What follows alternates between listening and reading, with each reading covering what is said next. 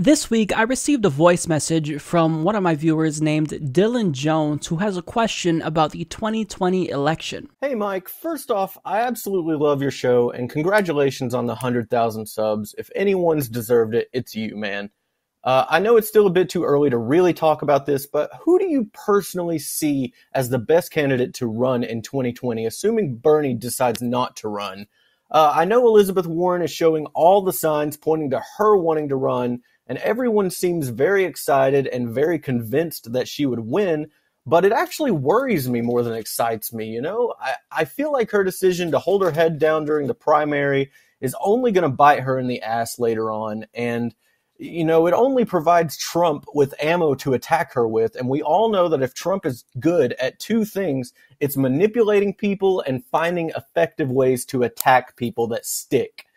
For me personally, I think Tulsi Gabbard is the perfect option. You know, I know she's not showing any signs that she wants to run, but, you know, her progressive record on top of the fact that she has military experience could prove to be the most useful asset that we could ever look for in a Democratic candidate, because her military experience offers to bring over more right-wing and centrist voters.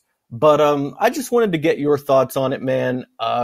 Again, congratulations on the 100,000 subs, and keep up the awesome work. Thanks for listening, man. Well, first and foremost, thank you so much for the kind words, and thank you for sending me the voicemail. If anyone else would like to send me a voice message, you can do so at humanistreport.com on the front page.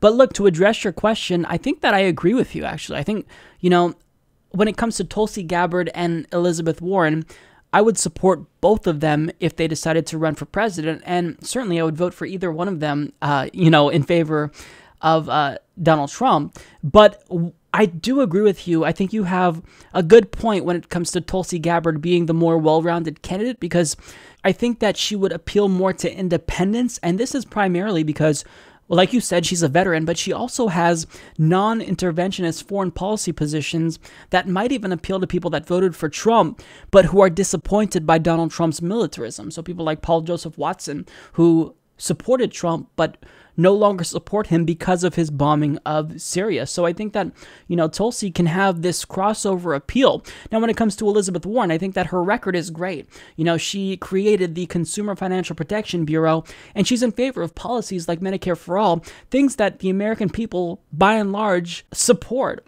So I think that Elizabeth Warren is a strong candidate, but with that being said, we can't deny the fact that Elizabeth Warren has baggage. I mean, she decided to make a move that was just not okay. She made a political miscalculation during the 2016 primaries and chose to endorse Hillary Clinton over Bernie Sanders when she agrees with Bernie Sanders on the issue. So it showed that, you know, she certainly is, she's not as principled as Bernie Sanders, and she's not willing to fight when we really need her to fight. So I would support Elizabeth Warren because I do think she has a good voting record. I do think that she, by and large, cares about us, but she needs to stop being so calculative. Like, stop thinking about the political repercussions. Stop thinking about your career and just do things that we want you to do. Stand up for us. Speak out against the violence against these Standing Rock protesters. I mean, she didn't do that until Obama condemned it. So it's just, she's always too little too late to a lot of issues. And, you know, that's part of the reason why I would support Tulsi Gabbard over her. Now, that's not to say that Tulsi Gabbard is perfect. I do disagree with her on certain issues, but I think that overall, she is someone who, she's willing to speak her mind and not think about the political consequences. I mean, she literally resigned from the DNC to uphold their neutrality charter so she could endorse Bernie Sanders.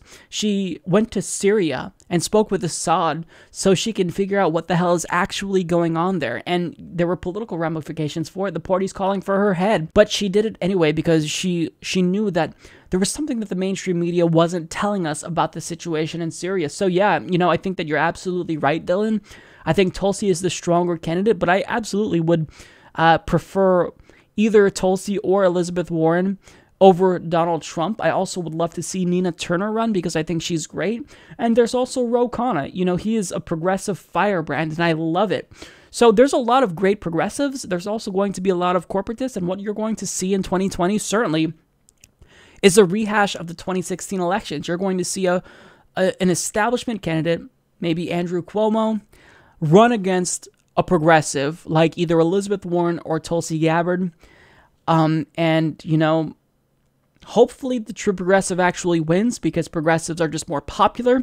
And Tulsi Gabbard, again, she has crossover appeal. So if they really want to defeat Donald Trump, the DNC isn't going to pull any bullshit that they did in 2016 and try to rig the primary against Tulsi or Elizabeth.